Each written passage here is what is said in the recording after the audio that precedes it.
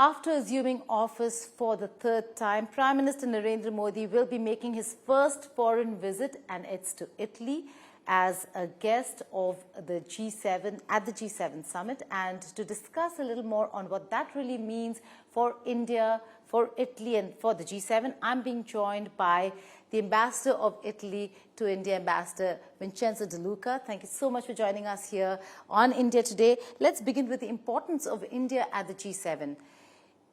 India has become a regular feature. They have been going as guests to the G7. How important is it for India to be a part of the summit? The participation of India at G7, that is since a long period of time, now become more and more important for the increased role that India plays in the international scene, especially after the very successful presidency of India from India of G20 last year. And in fact, this G7 will have a sort of interaction with the agenda of G20. There will be an outreach session where certainly Prime Minister Modi will be one of the most important speakers on three main topics. One is Africa and Global South, and we remember that during G20 here in India, African Union became permanent member of the G20. Second is artificial intelligence, and the third one is energy transition. So many continuities in the exercise of G20 and G7, and also emphasis on the role of Global South in the new global order. So these are points of convergences between Italy and India, and also points of interaction between the Italian presidency of G7 and G20. That's a very important one, because the outcome of G7 is going to be very important. You've enlisted exactly what's going to happen. I hear Pope Francis himself is going to speak on artificial intelligence. But let's come back home, our home, where you are ambassador. You have witnessed the elections here in India. Prime Minister Modi has come back for a third term.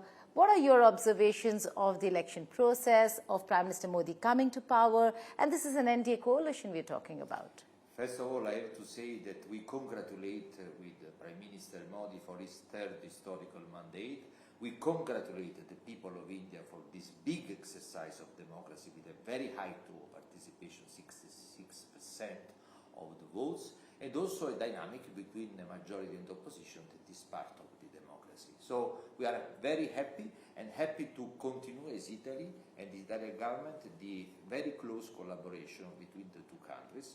And this will be at the center of a bilateral meeting that will take place in Borgo Ignazia on the occasion of G7. It will be the fourth summit between Prime Minister Modi and Prime Minister Meloni. First was in Bali, second one in March here in Delhi, third one again in Delhi on the occasion of the G20, and now the fourth one in Italy. Okay, so 4 in 1.5 years. 1.5 years. It's a record of number of summits between Italy and Italy. Okay. There will be a bilateral for sure when the leaders meet in Italy as well. What are the expectations on the bilateral front? The expectation is to take stock of the important progress we have already achieved only 1 year after the launch of the strategic partnership. We have signed the defense agreement, the mobility agreement, the space agreement. We have already working group in place for the implementation of defense agreement. On mobility, we have a first working group at the end of June. We have dramatically increased the number of Indian migrants, official and legal migrants from India to Italy, thanks to this agreement. So there is going to be more mobility, more jobs for Indians? Done last year and 23 and 24, even more. And this agreement will offer further opportunities for Indian migrants, official and legally organized from India to Italy, because this is an interest of Italian government, as is also an interest of Indian government to offer opportunities of job also in Italy. When we talk about India-Italy defense bilateral cooperation, defense certainly becomes a very important part. So any new projects being announced, is there anything on the defense front that India or Indians should be looking forward to? We have already launched in the last few months some important industrial projects after the signing of the strategic partnership in electronic of defense, in guns, and we are exploring further opportunity in other sectors of the defense industry.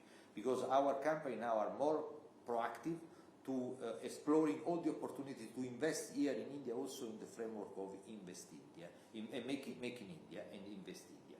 So I think there are enormous opportunities. We will have also in October the coal port of our, for the first time, of our air carrier Cavour.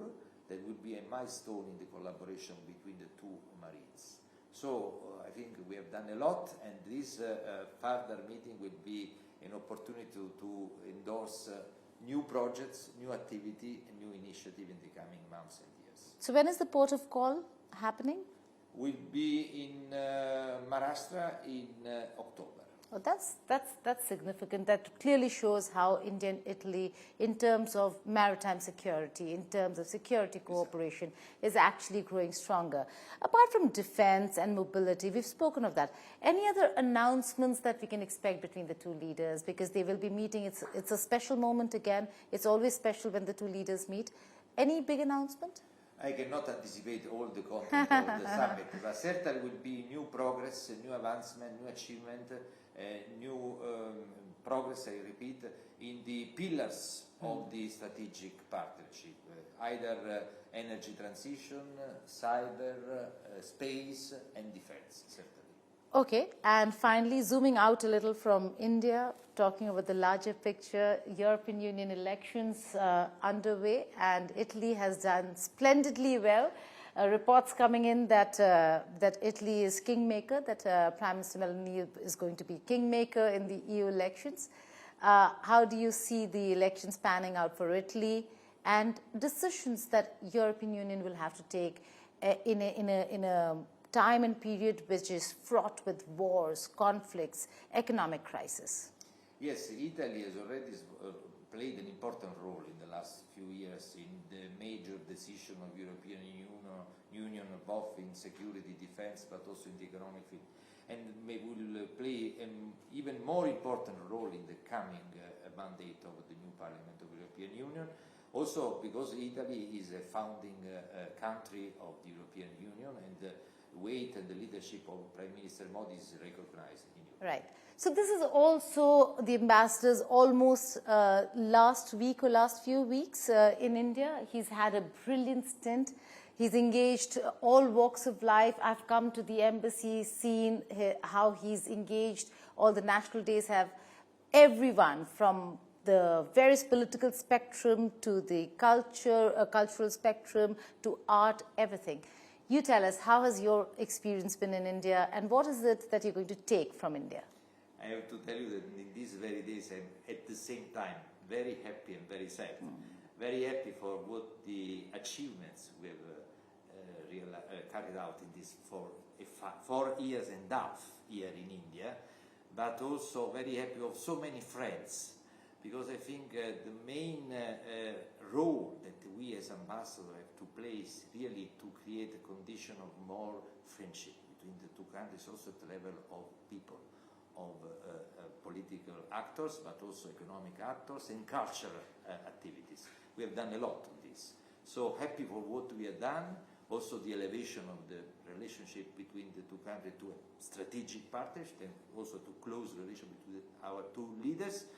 Sad to leave India, but I have to tell you that I'm going back to Italy without leaving Indian friendship and Indian warm hospitality that I received.